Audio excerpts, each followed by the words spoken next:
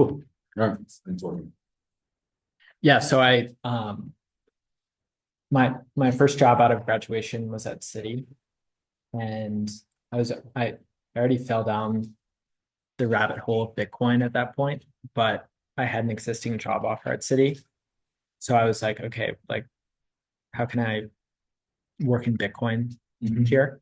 Um, and they happened to start a digital assets group that year, that like I was able to join, which is like kind of cool because it felt like kind of important to work in crypto at a bank. But in reality, like they didn't actually get anything done because none of the banks can actually do anything within crypto, or at least at the time they couldn't. So what you do? Um, so we had four focuses, and I would say like, yeah, I can just give like a broad overview of like what kind of like the position that the banks were in over the past half decade. So the four were CBDCs, like private blockchains, Okay. digital securities, and then crypto. And the ones that they were most excited about were private blockchains and CBDCs, which are like, of course, the ones I'm least excited about. What's an example of a private blockchain? So, private blockchain is basically like a blockchain, like using blockchain in an enterprise sense for something like trade finance, Okay. or like reconciling payments cross border. Basically just another way to do like a massive internal ledger.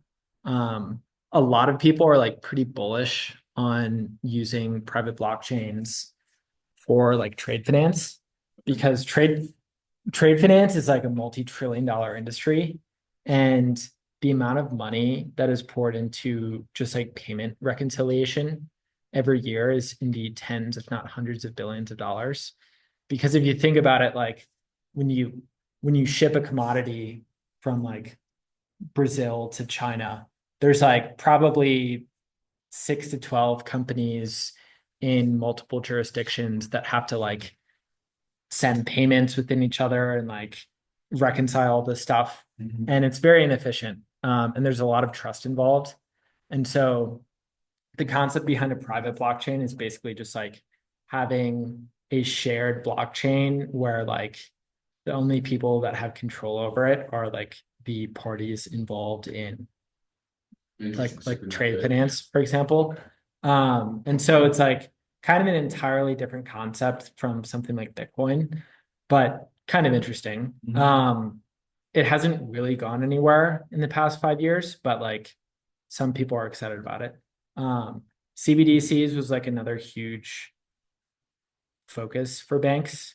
And like at Citi, they were very involved in the rollout of the CBDC in Nigeria, for example, which ended up being like a massive failure because no one wanted to use it.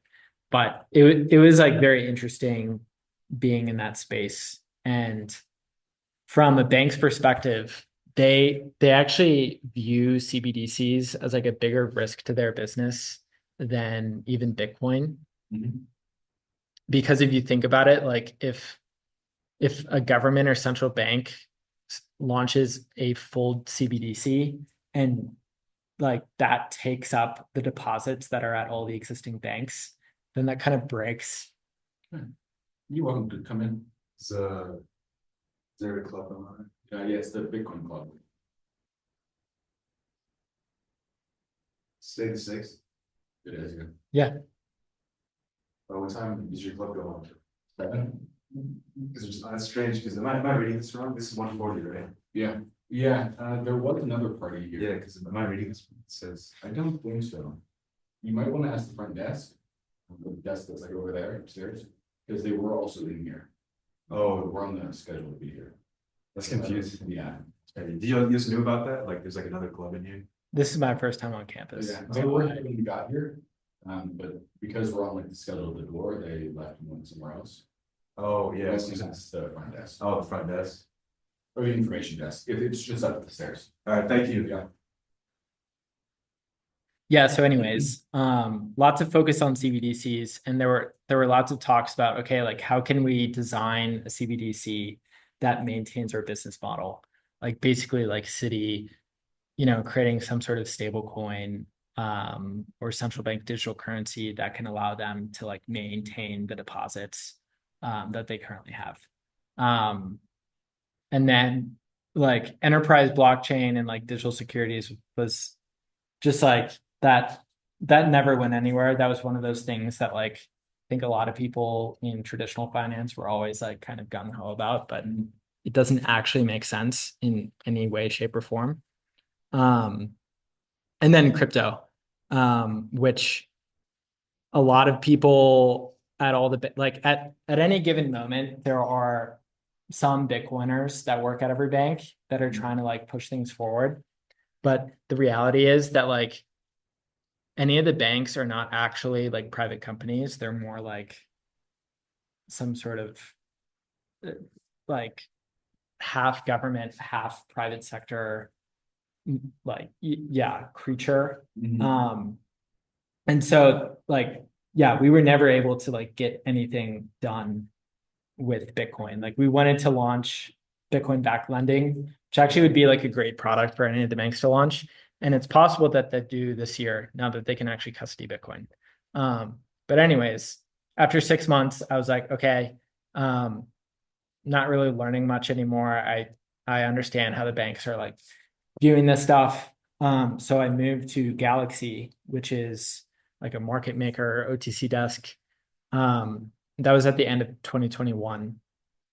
And so we did a lot of the like spot trading volume in the market, OTC options, margin loans in the Bitcoin and like broader crypto space.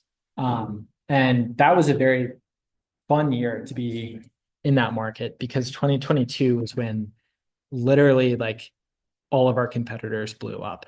And there were just so many bankruptcies. And so yeah, it was very fun to be working like on the trading floor on the days when like Terra Luna blew up and Three Arrows Capital and when BlockFi went bankrupt and when FTX went down and when Celsius went down because they were like all of our counterparties. Yeah, so learned a ton through that.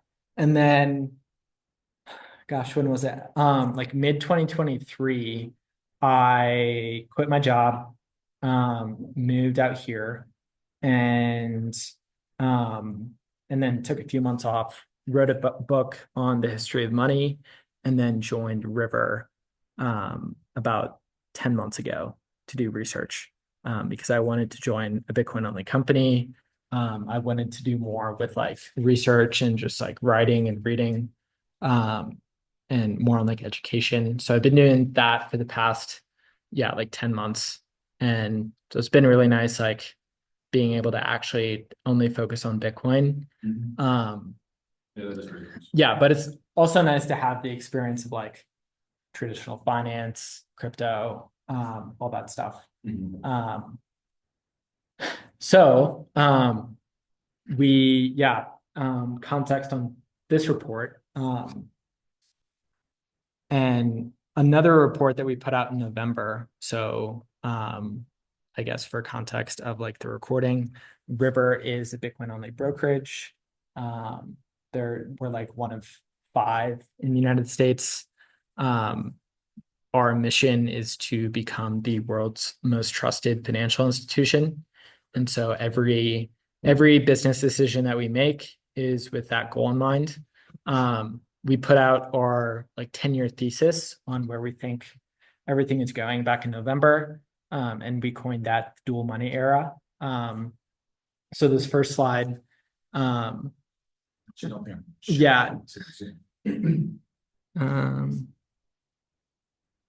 I'll let you do this. If I remember how. Oh, yeah, it was right there. Share. Cool. Cool. Okay.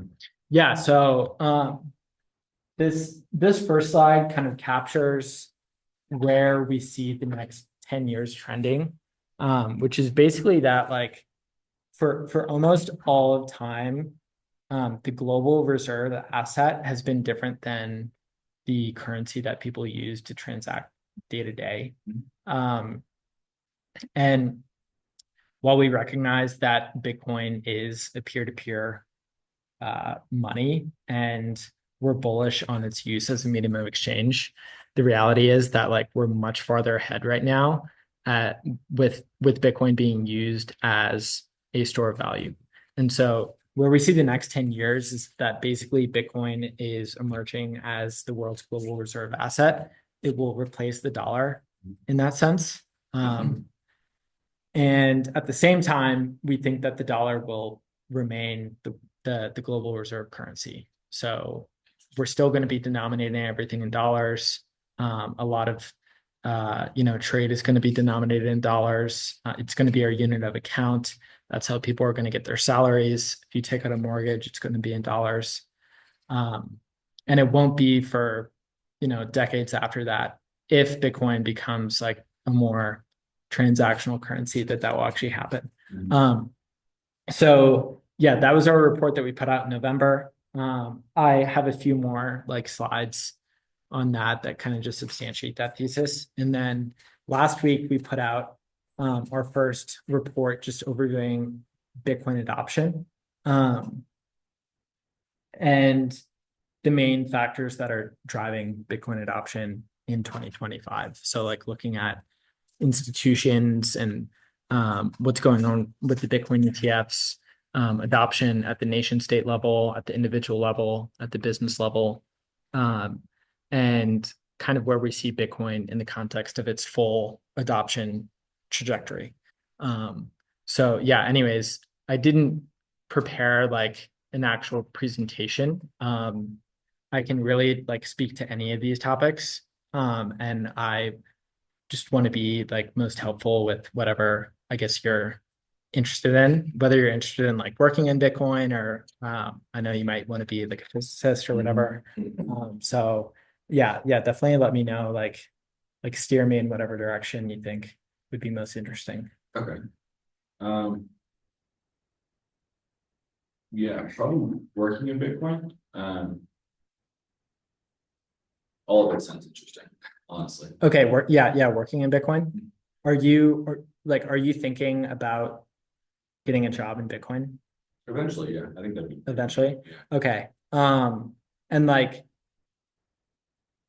I guess a couple questions, like what sort of job do you see yourself having long term that you would want? What type of company?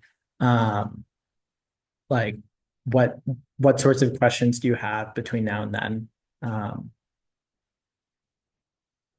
That's a great question. I don't know. I've always seen myself as like a physics teacher. Yeah. And if the school that I teach at accepts Bitcoin, that's even better. Yeah, it's better. Okay. Yeah. I mean, I can definitely just start ranting. Yeah, that's it. I mean, yeah. you can go to the next slide if you want. Oh, I mean, the next slide is kind of unrelated, but Okay. yeah. Anyways, I think a lot of people take like the wrong approach to working in Bitcoin or like working in crypto. I don't think there's a lot of weight placed on the amount or like appreciation of like really the amount of career risk that you're taking if you decide to get a job in Bitcoin or in crypto. In crypto, I can see a lot of career risk. Yeah. In Bitcoin, I'm not.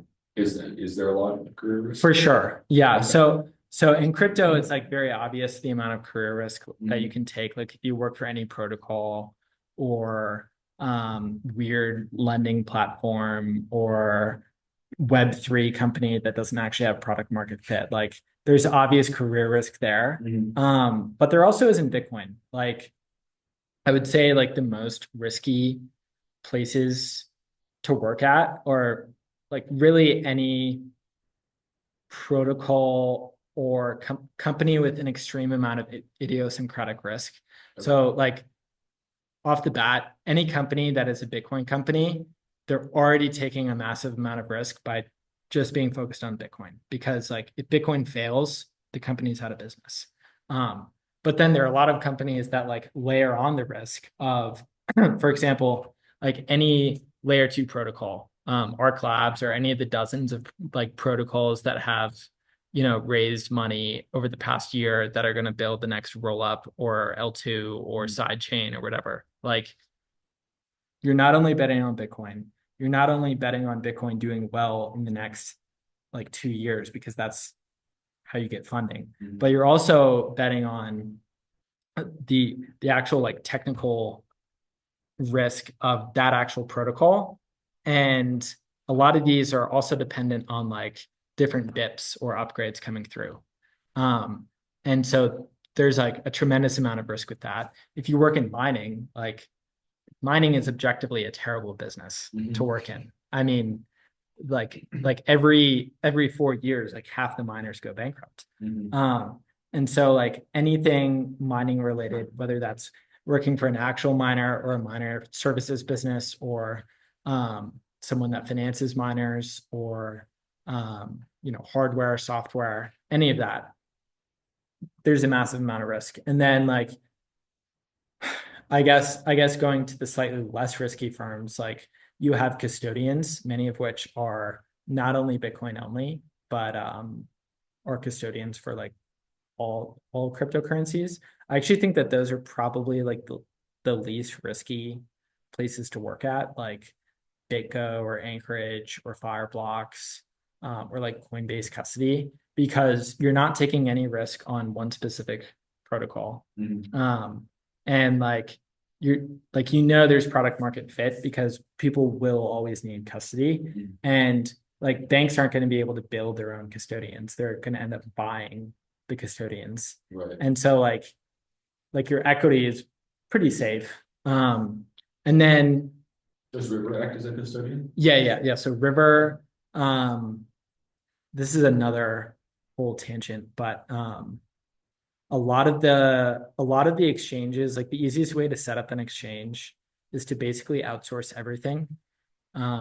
So you just set up your front end website, like, oh, we're a Bitcoin exchange, but then everything on the back end, whether it's buying, selling, the custody of it, you basically just outsource other custodians that like do it for you. Like a lot of custodians, or sorry, a lot of Bitcoin exchanges do this. Does River do this? No, we built our custody from the ground up back in 2019. That's pretty cool. I have seen the proof of reserves on Yeah. River's website. That's super neat. So that's actually one of the reasons why we can do proof of reserves. Because you built your own custody. Because we built our own custody, we control our keys, we don't have to get anyone's permission to do that. And there were a couple like business decisions that went into that. It's definitely harder to do. It's a lot easier to just like pay a custodian a couple bips every year and then like not worry about that. But the reality is like, then you're trusting your custodian and you're trusting that custodian, not with your money, but like with your client's money. That makes sense. Which is kind of against the ethos of Bitcoin. And it's not a great way to build the most trusted financial institution. Yeah, I agree. It's like the ETFs, how Fidelity hold their own. Yeah. BlackRock will use Coinbase. Yep. Yeah, exactly. So that's like definitely a selling point for River specifically. But yeah, even like the Bitcoin brokerages and exchanges, like there is career risk with working there. Because like, there are a number of Bitcoin brokerages in the past few years that have like not done very well on the business side of things, even in a bull market. And then every bear market, you have a lot of these companies that go out of business. And so, yeah, like, I guess that's my first, like how I would provide some context on like getting a career in Bitcoin. There aren't like, when it comes like more practically to like, if you want to start applying to jobs or whatever, it's extremely cyclical. So like in a bear market, don't even bother applying to jobs, because like you're not going to get one unless like, unless like you have connections or like you have an outstanding resume or whatever. Because like in a bear market, 80% of the people that were working in Bitcoin 6 months earlier are now looking for a job. In a bull market, it's extremely easy to find a job. And like, I think some of the best places to find a job are on like Twitter or at Bitcoin meetups. It's very easy to just like meet someone, start talking to them, and then turns out there's like a bunch of job openings, and then you have an offer the next week. So it's like very cyclical in that regard. And then like once you get your foot in the door and like prove that you can actually like provide value, then it's like pretty easy to go in whatever direction you want. That makes sense. Yeah.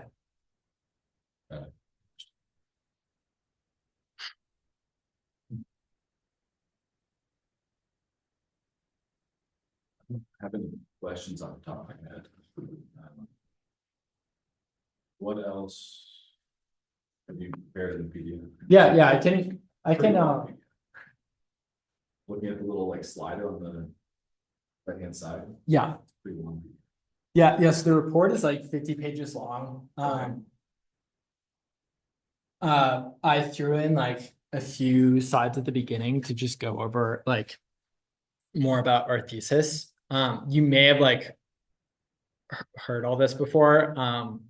I guess like out of curiosity, how did you get into Bitcoin? Like, Yeah, so I got a computer for Christmas of 2021 or Christmas of 2020, realistic. And it was a pretty nice computer, and I still have it. It's a desktop. And when I was at school, high school, I was like, I don't want this like $2.5 grand machine just sitting here collecting dust. And I knew about mining. I was like, I'll look into mining and try and make some revenue for myself. So I used NiceHash for a little bit, and now I'm never gonna use them. And I was mining Ethereum for a little bit, and then I wanted to understand like what is it I'm actually doing? Like what is the computer doing to mine Ethereum?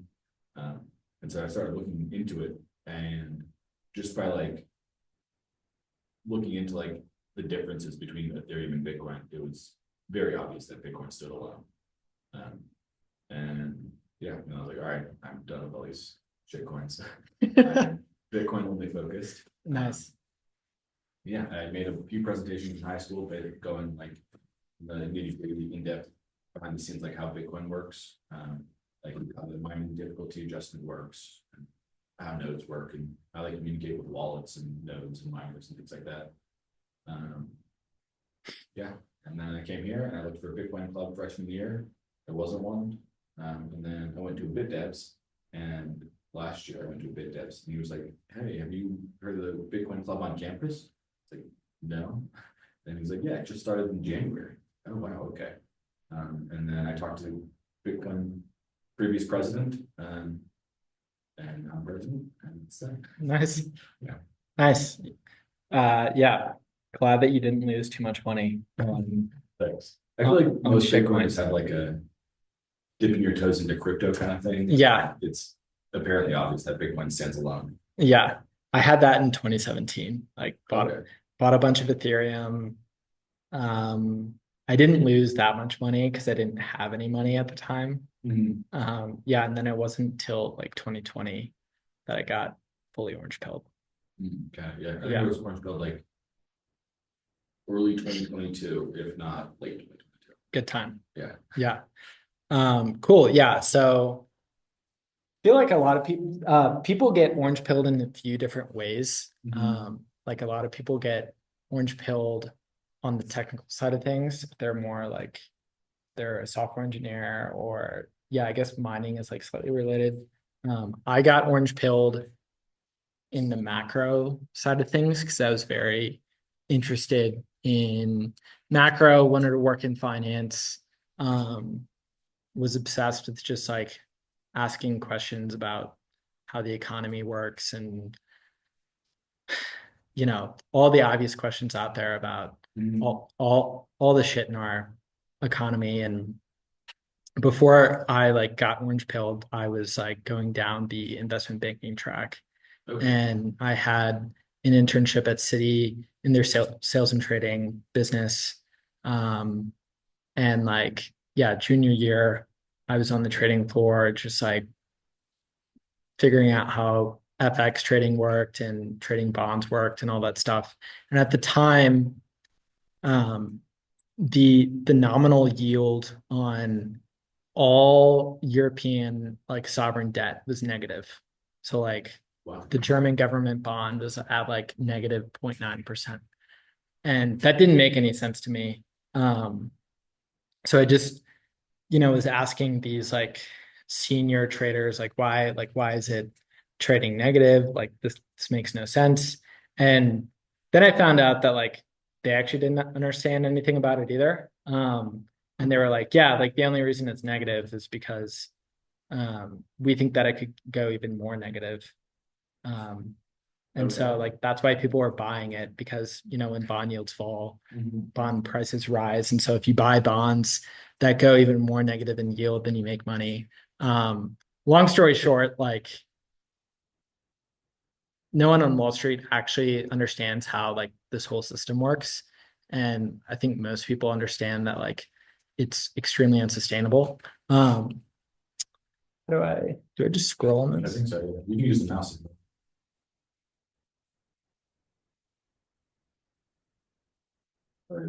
Okay, yeah. So there were a couple big questions that kind of like orange pilled me, and I think are at like the foundation of our thesis. And yeah, the first big thing to understand is like how big of an issue our federal debt is and like global debt is. So our debt is now like 36 or 37 trillion. This chart was made back in like October, November when it was a little bit lower. But that's like 30% larger than the size of our GDP. And since 1970, when we went off the gold standard, our debt has grown at 3.5 times the rate as our GDP. In other words, we're basically funding GDP growth with not with like productivity growth or population growth or any of that. Like we're funding it with debt. And there's this concept called like debt cycles that a lot of people trace to Ray Dalio, who's I've heard that name. yeah, he started Bridgewater, which is the largest hedge fund in the world, and he's like a big macro thinker. That's like the basis for a lot of his trades. And he wrote this book called Big Debt Crisis, which like really orange pilled me, even though it's not at all about Bitcoin. And the premise is basically that like every 80 to 100 years, we go through these long-term debt cycles where countries basically like get in the situation where they've been funding their economic growth with debt for too long. And at some point it becomes unsustainable and you have to deleverage. You have to basically shrink the size of your debt compared to the size of your economy.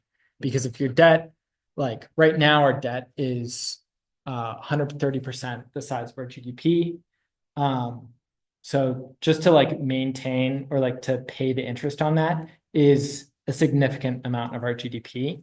And at some point that becomes unsustainable as the debt grows and as the cost to service the debt or like the interest rates rise. And so how do you delever? How do we bring this number down? And I guess the real chart to provide would be like debt over GDP, that ratio, which is like 1.3 to 1.4 right now. The big question is like, how do you get that down back to like the long-term average level, which is like 30%, 40%? And there are a couple ways of going about doing that. The first is just like fiscal austerity. So you cut spending. Right. That is almost never actually used. And it's like kind of an impractical option. I know they're talking about that with like Doge right now. But when you cut spending, when your economy is like this financially levered, you actually end up like harming GDP a lot more than you like bring down your expenses. In other words, like if we spend like $7.5 trillion annually at the federal level right now. If we were to cut that in half, first of all, that would like barely make us break even. But then the impact that that would have on our tax revenues would be like pretty bad. Like we wouldn't be bringing in any tax revenues because stocks would go down, so capital gains tax would go down, incomes would go way down, so we wouldn't be able to raise any money through that, and on and on and on. The other option you can have is raising taxes, but you can only raise taxes enough before you actually harm the economy, and thereby like raising taxes can actually lead to like a decrease in tax revenues, because of that trade-off between like for every percent you raise taxes, you are like decreasing economic activity and therefore bringing in less tax revenue. The other way to bring down the debt is just to simply default. And a lot, yeah, a lot of countries have done that, especially in like the third world. We're the world's reserve currency. And it's very unlikely that we'll actually default because that would likely lead to like a very prompt collapse of the entire global financial system. And the reality is we don't have to default because there's a fourth option, which is printing money. Because if you print money, you don't have to raise taxes. You don't have to cut spending. You're not going to make any of your voters angry in the short term because you can keep your promises on Social Security, on Medicare, on Medicaid, on defense spending, blah, blah, blah. And you don't have to default on your debt. And so that is the most politically palatable option to go down. It's the most practical, and it is the most likely based on historical precedent. So What I understand, we've been printing money for a while. We have, yeah, and I have a slide on that. Yeah, this is kind of not related to printing money, but this is what our own government projects our federal debt to grow to in the next 30 years. Yeah, this is a projection by the Congressional Budget Office, which puts out like budget projections annually. And like a lot of this is baked in the cake. We can't really change it. So a lot of that is like Social Security spending, Medicare spending, interest expense, which like is very, very hard to change. And the other 30% is like education, defense, blah, blah, blah. That makes sense. Stuff that people would get angry. Yeah. And so how we can't really make this number go down all that much. So the only way to reduce our debt to GDP ratio is to actually like inflate our economy. Like we can try and like boost economic growth to a certain extent, and I'm certainly hopeful about that. But we also need to just like inflate the value of the dollar so that like nominal GDP growth exceeds the rate of our debt expansion. So that brings up the concept called financial repression. Have you heard of that? So financial repression, I guess like the definition that I use is basically like any period of time when the rate of inflation is higher than what you would earn on like a government bond. That is a period of financial repression, because even if you save your dollars in like 10-year government bonds, you're still going to be losing money on a real basis because the purchasing power of your dollars is going to fall. Makes sense. And so what we basically need to do in order to bring our debt to GDP ratio down is to maintain a period of financial repression for many, many decades. So this chart is money supply growth in the gold line and the 10-year government bond. And so any of the periods that are like highlighted in gray or black are periods when like you'd be making money in real terms by holding government bonds.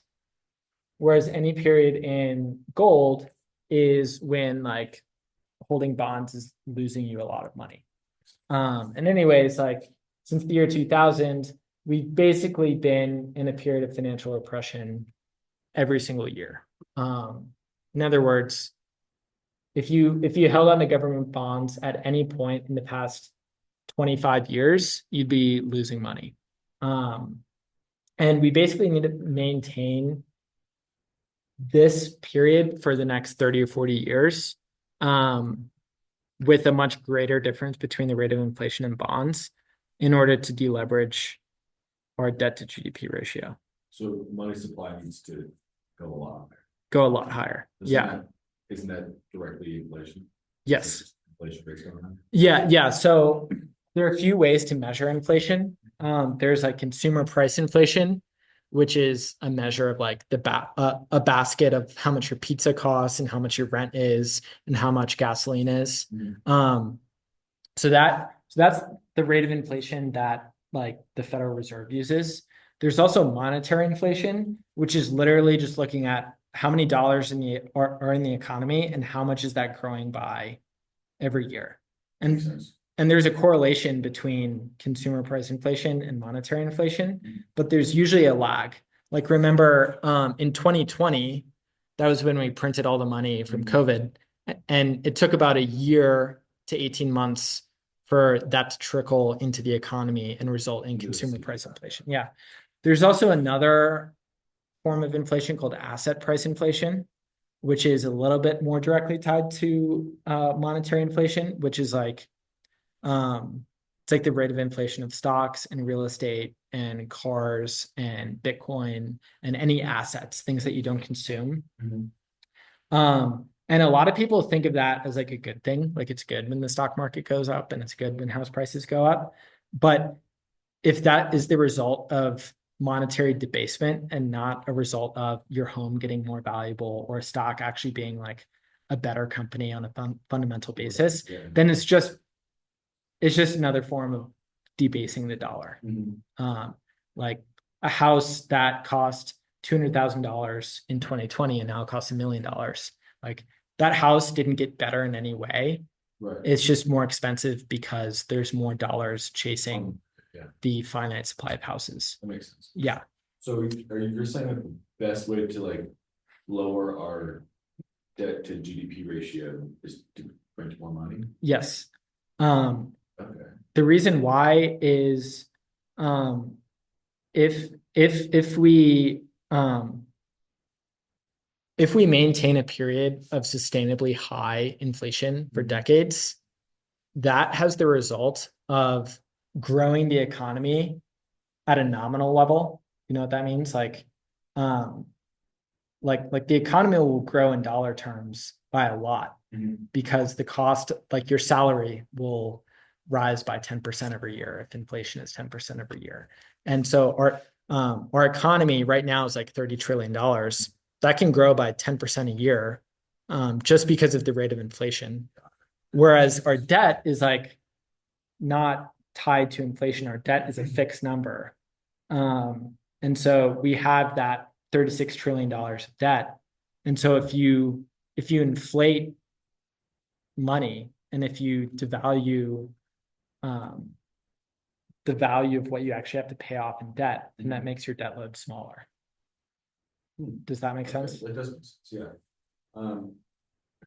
Question I have is that like, so the debt comes from spending, obviously. And when inflation happens, don't those things that you have to spend on keep up with inflation? Yes. So is it like the new debt? Yeah. Okay. Yeah. So like Social Security benefits are directly tied to inflation. So like, yeah. And so we're not going to be able to decrease the amount of Social Security spending we have in the future by raising inflation right now. But like we have $36 trillion in debt. And if we double the amount of money just overnight, then the actual value of our debt load will be cut in half. Another analogy is like if you buy a house and take on a mortgage, if you did that back in 2020, on that $200,000 house that I mentioned, you take out an 80% mortgage, so 160 grand on that house. And you're paying like a 2% interest rate. That interest rate that you're paying has been a lot lower than the rate of inflation. And further, the rate of inflation has meant that the value of your house goes way up. So now you have $1 million house. It's the same house, but you only have $160,000 of debt to pay off. You could easily sell that house, pay off the debt, and bank $800,000. This makes sense. Yeah. Further, your salary's increased, and so you're like much more easily able to make that mortgage payment. It's the exact same way with the government. Yeah, and so like we're not going to be able to decrease our deficits by raising inflation, but we're going to be able to bring down our debt load as a comparison to GDP. That makes sense, because it's just like the GDP getting higher. Yeah, exactly. Yeah. So if you look at currency debasement since the year 2000, this chart shocks a lot of people because monetary inflation has, only averaged like 8 to 10% a year over the past 20 years. But when you compound that over a century, or in this case, 25 years, then the results are like pretty staggering. So, like 80% of all dollars today circulating have been printed in the past, 10. Yeah. And so this is like this inflation strategy playing out in real time. And you can see this like every year. And you can see it with central bank policy as well today. And so this is just countries trying to get rid of debt, or like lower their debt. Yeah. Lower their debt to GDP ratio. Exactly. Yeah. And it's not just the US that is dealing with this debt problem. It's every country on earth. And actually, like, we have a much better time doing this because we have the world's reserve currency. People are much more likely to buy our debt, even if it's, not yielding a greater rate than inflation. It's much harder for China to do that or Nigeria to do that because there's a lot less trust in their currency. But one result of this, if we're going to print all this money, is that people will lose trust in the dollar as a store of value. Since 1971, and actually a little bit earlier, the dollar, or more specifically US Treasuries, have been the global reserve asset. So it's been the primary asset on every central bank balance sheet, on all the largest asset managers. Even like banks? Yeah. Like the ECB, the Central Bank of China, the Central Bank of Japan, they hold a shit ton of treasuries. In other words, they've been funding our debt. And they do this because the dollar has been the most trusted currency. Historically, we've paid pretty good interest rates on it. We haven't inflated our currency a lot. And so it's been a good asset to hold on to. And this is in the wake of gold being the global reserve asset prior to that. But since 2000, we've seen the slow and steady decline of the percentage of central bank holdings that are in US dollars. So that means that banks are losing trust in the US dollar. Exactly. So they're not only diversifying away from the dollar into other currencies, they're also diversifying into gold. So a lot of central banks have been buying gold in the past year, especially, but 5, 10, 15 years. Most central banks are no longer, as of 2015, are no longer buyers of our debt. So prior to 2015, when we would run deficits, the Chinese would be there, buying US bonds, funding our debt. And now that's no longer the case. They still hold $1 trillion of US government bonds, but they're letting those mature. They're not buying. and yeah, they're not buying more. And so the amount they're holding is slowly declining. That makes sense. Yeah. And we think that something is going to replace the dollar. What's it going to be?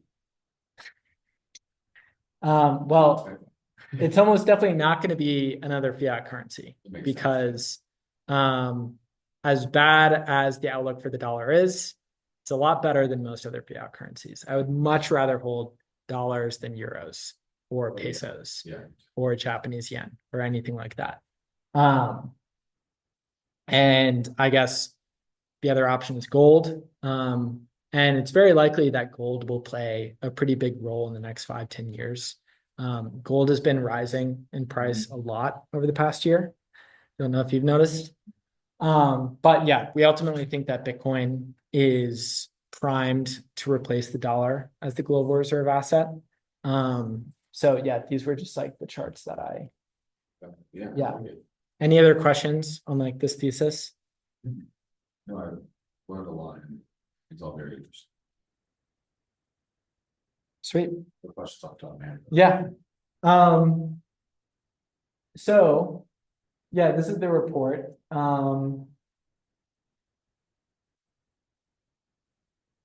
That slide from the IMF. That one. No, one more. Yeah, that one. Did you make this? Yes. Got it. And you got the data from the IMF. Yes. Yeah. The Fed, the IMF, the World Bank, most of the central banks, like they had very good data, public data. Fred. Yeah. Yeah. Fred is great. I didn't realize the IMF also. Yep. It's really nice when,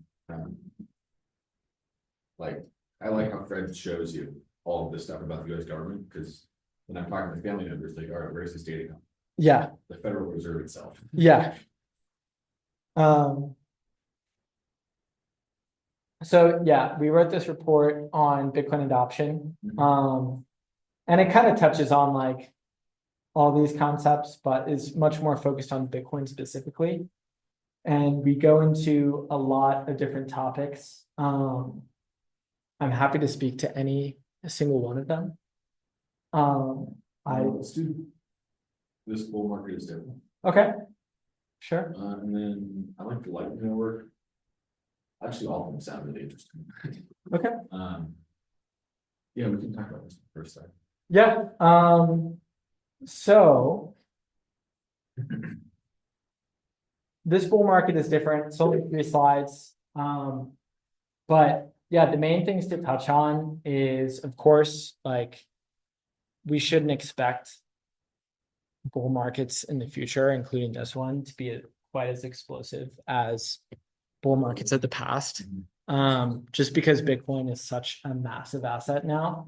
For example, like so far in the bull market, we've had like not even 25% of the gains of the previous two, but we've increased Bitcoin's market cap by a lot more than either. More than that.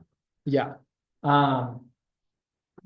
The other thing to note is that if you look at all the things that Bitcoin is correlated to, what is most tightly correlated to is global liquidity. In other words, how much money is out there in aggregate of all currencies. And Bitcoin is the best barometer on the planet of global liquidity.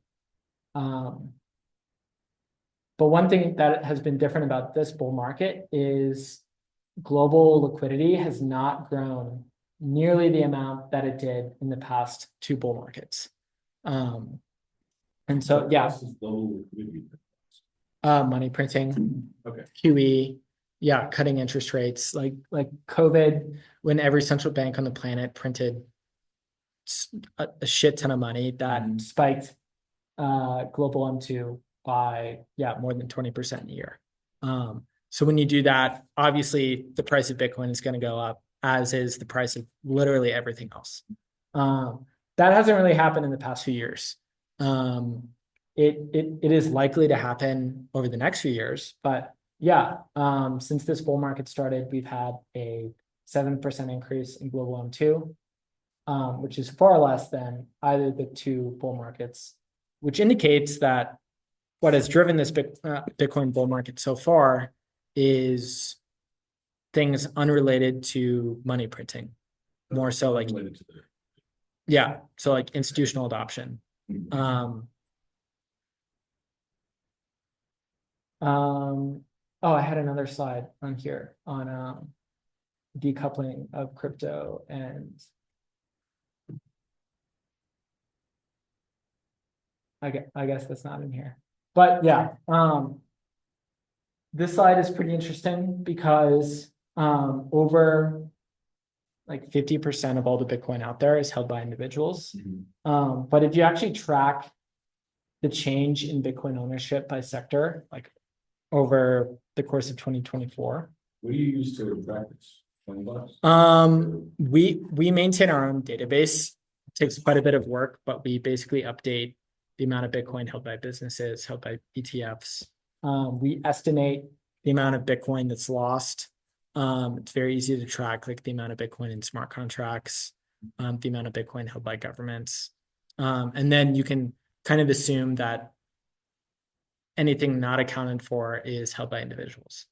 So in 2024, yeah, the majority of Bitcoin bought were by ETFs, funds, and businesses. So that's really what's been driving Bitcoin's price. And if you look at like this chart is of the amount of Bitcoin held in ETFs over the course of 2024, it pretty much tracks Bitcoin's price 1-to-1. So that has been what's driving Bitcoin's price over the past year. Yeah. Yeah, you wanted to go over Lightning? Yeah. All right. Yeah, so we did a Lightning report back in 2023, which did quite well. And it had been some time since we like reran the data on it. Does River have any? I use River with like DCA. Do they have any Lightning infrastructure? Yeah. We used to have the largest Lightning node on the network. We no longer do, but we still run Lightning nodes. We run the Lightning nodes and the infrastructure for the Chivo wallet in El Salvador. Oh, good. Yeah. So we're doing that for them. And yeah, it's a side of our business that we're certainly like maintaining and keeping running. So like a US wallet out here? We don't have a wallet. I don't think we're going to launch one in the near future. Because our focus is on just like being the best place for people to buy and store Bitcoin. But that might be a focus in the future. Yeah. So one thing we do is we try and actually like estimate the amount of transaction volume that's happening over Lightning. And it's very hard to do because it's like a spoken wheel network. Yeah.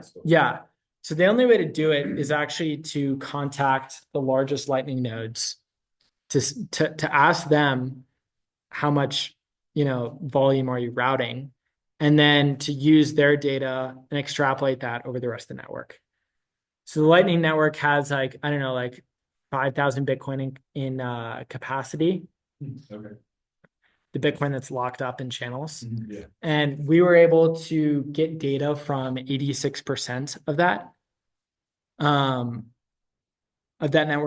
network capacity. So then we only had to extrapolate the remaining 14% to come up with our estimations. But wow. Okay. So yeah, the nodes you talk to, wow, have 86% of the network. Yes. That's crazy. Okay. Yeah. I used to run a Lightning node in high school. Really? I only had like maybe maximum 1 million sats. And yeah, it was pretty fun. I learned a lot about Lightning. Yeah. But it was not profitable. So I started down in the college developed a source, but it was nice. A lot of learning. Yeah, it was fascinating. So yeah.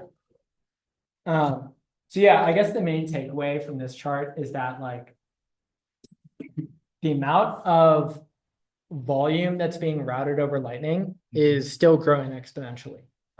It's grown by 3x since 2023, or rather in like 15 months. But if you look at the number of transactions that are being routed, that's fallen by like 60%. And the reason why is back in 2023, there were a ton of businesses that were focused on micropayments. So like gaming, I don't know if you use Nostr, but like tipping, like zapping over Nostr, like yeah, streaming, all this stuff where you're sending like one sat payments back and forth a ton. They And shut down. I'm sure some of them are shut down. I know the largest ones are still around. I'm guessing the demand for that has just like not grown at all. And then yeah, so yeah, that declining. And then the other big factor is like what is driving Lightning Network adoption? And the main thing that's been driving it in the past 2 years is really exchanges. And so this is a chart of all the exchanges that have integrated Lightning by year. And then the bars here are like, if you weight all the exchanges by the amount of like trading volume that they have, at this point, over half of all exchanges have Lightning integrated.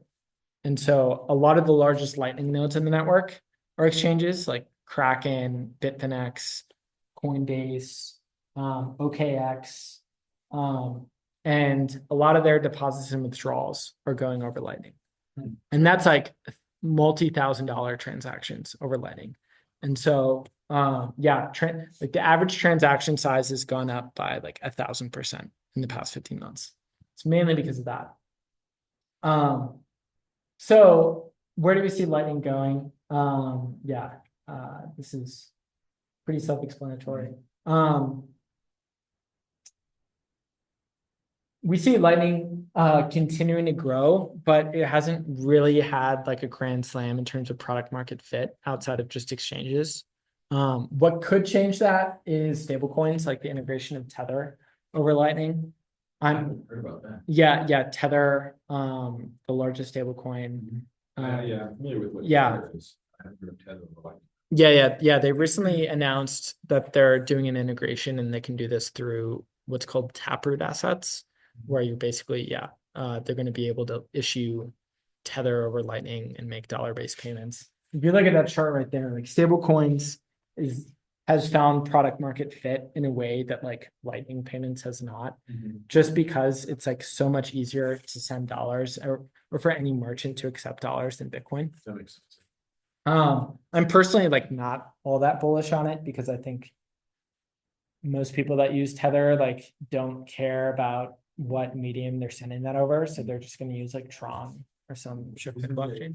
You mentioned it's going to be two different coins, like Tether over Ethereum, Tether over Bitcoin. Yeah. And then the other way we see this Lightning Network growing in the near term is just as a settlement layer between all the other scaling solutions. So I don't see Lightning being like the silver bullet for Bitcoin scaling. Do you think it'll be like a layer 3? I think Lightning will be the layer 2 that is the settlement layer between other scaling solutions like Arc or eCash or any of that. Yeah.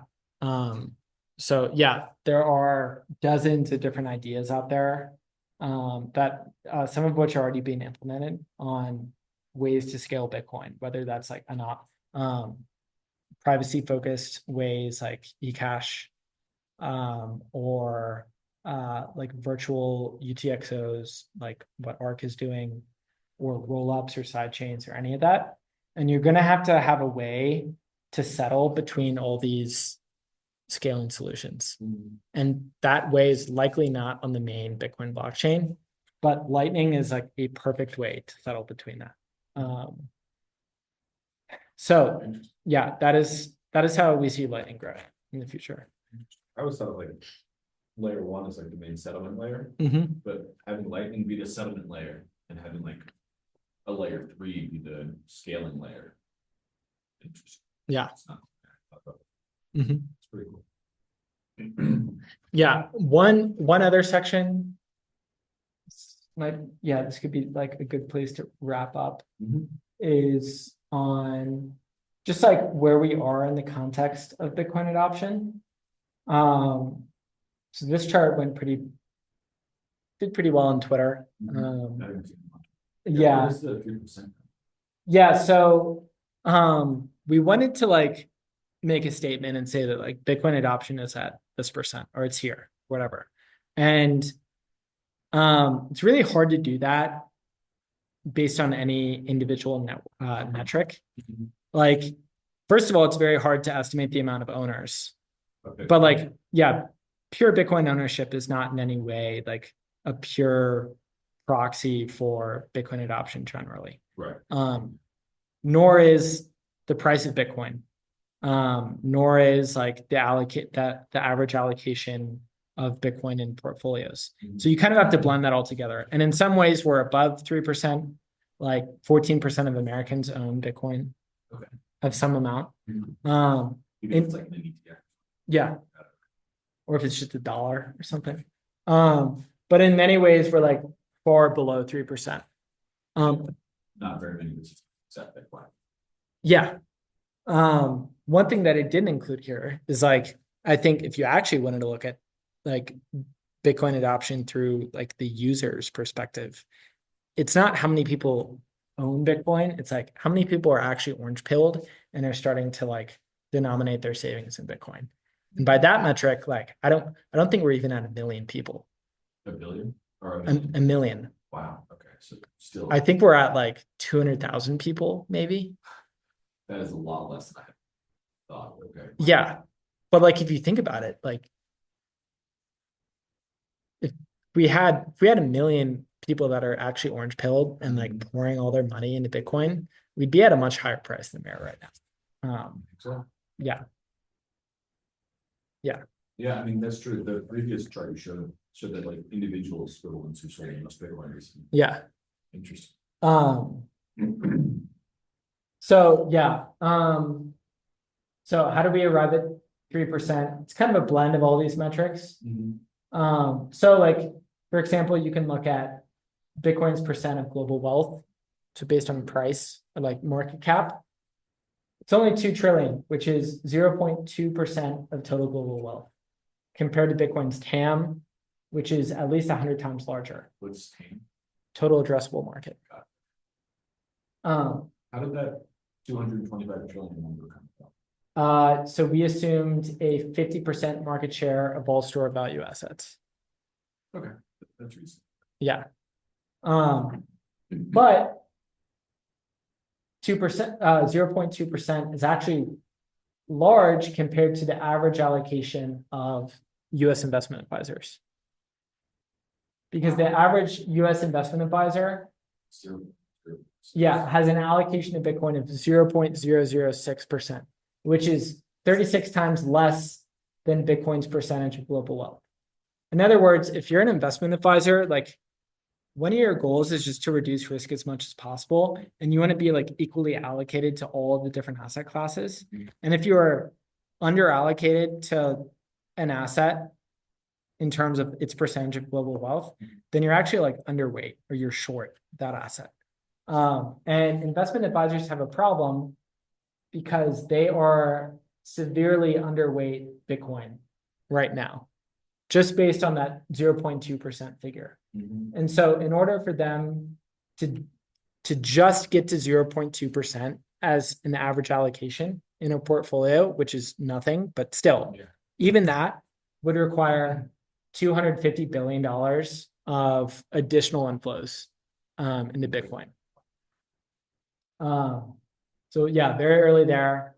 On just a pure ownership basis, less than 4% of individuals worldwide own any amount of Bitcoin, even if it's just $1. And yeah, where we see this going in the near future, we kind of think we're at like a really good place for Bitcoin adoption to significantly accelerate, because we see it accelerating across all these 4 categories. Individuals, it's spreading organically. More and more people are learning about it. That'll take a lot of time.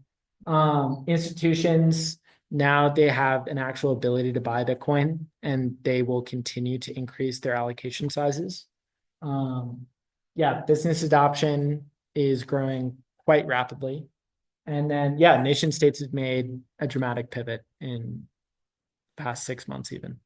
And yeah, there's a White House crypto summit tomorrow, which I kind of think is bullshit, but whatever. Yeah, I mean, We'll follow it. their crypto reserve, that like what their assets they're holding came out and Yeah, stuff with that Bitcoin. yeah, yeah. What are you doing? So yeah, I hope you enjoyed the presentation. I did, yeah, it's very informative. Awesome. Yeah, that's it then. Do you have anything else? No? Okay. Do you mind ending the Zoom meeting? Yeah, sure. Appreciate you coming by. It was just, I definitely learned a lot.